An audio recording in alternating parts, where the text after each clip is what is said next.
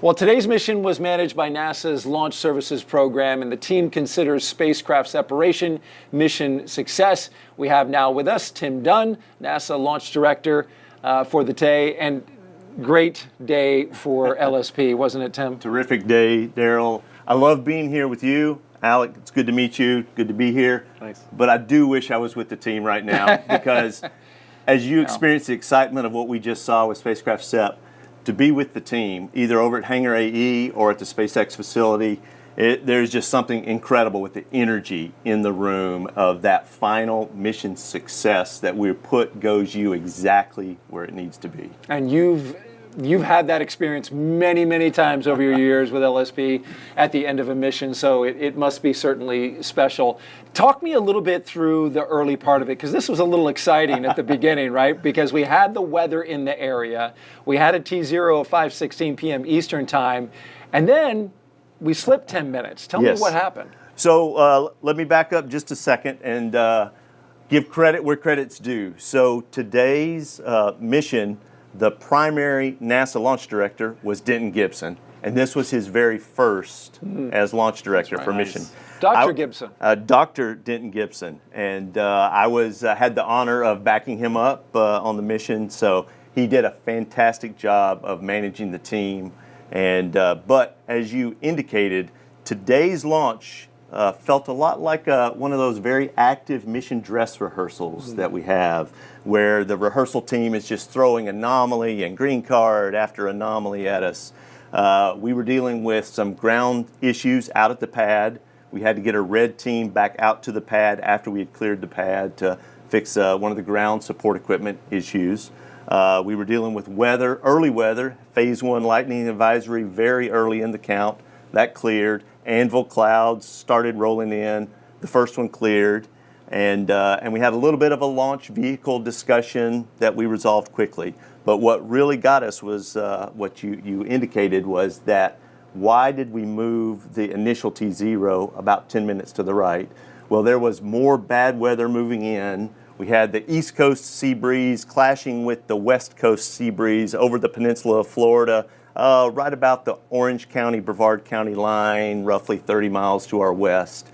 And that was stirring up some really intense weather over there that we were then getting the residual anvil clouds that detach and drift over the pad. And those can have the ability to trigger lightning if we were to launch into them. It's a constraint to launch, yeah. Absolutely constraint. So we had a nice discussion with the launch weather officer. Huge props to Brian Sizik, incredible LWO, really guided us through the hole that we were looking for to launch through successfully. So what we saw was that we could have launched, had we committed to a prop load about an hour prior to launch, we could have been in a situation where at the initial T0 we would have been red, and that would not have been a good day for us. So we delayed. Brian recommended if we delayed about 10 minutes, we could avoid one of those red situations, and he was spot on accurate. We delayed the prop load, targeted 26 minutes after the hour there here on the East Coast at 5 p.m.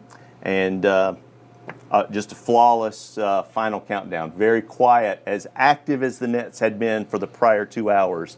Very calm and quiet last 25 minutes. That was really nice. That's the way you want it. And it was quite the sight. Alec and I were watching from right here at the press site, and in the direction of the rocket, it was clear skies. We looked behind us, and there's darkness over Orlando and Central Florida, but it just kind of held there. Yes. It just stayed there. Yes. So that really worked out for you weather-wise, and as you mentioned, great work by the LWO to make sure that you guys were in a good position to launch, because once you start tanking, you have to commit to that T0, That's right? So, yeah.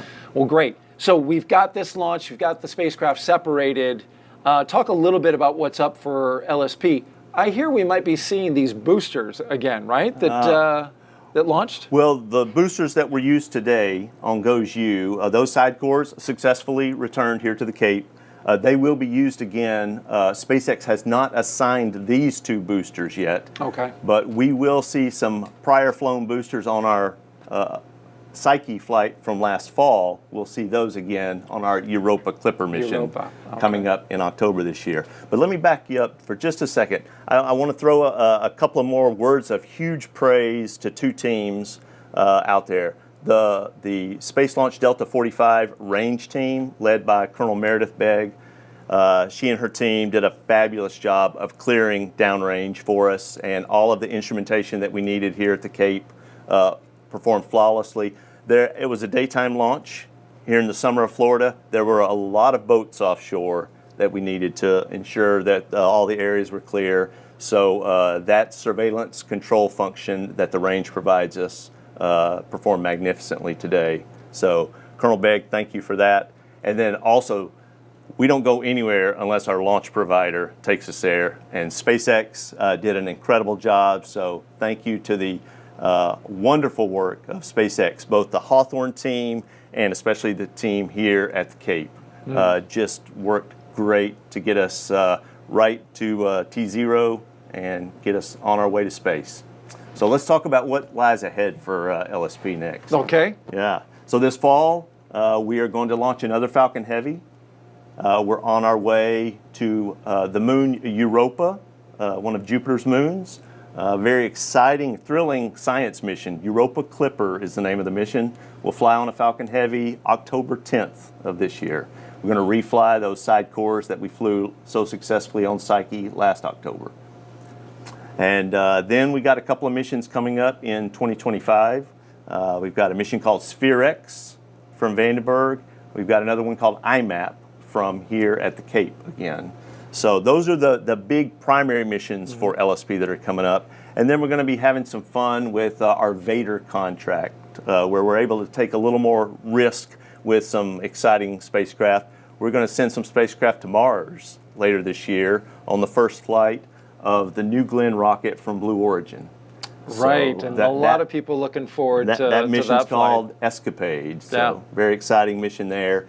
And then we've got a couple of missions. One's called Thesis 2 and one's called Tracers, and we'll get those off in 2025.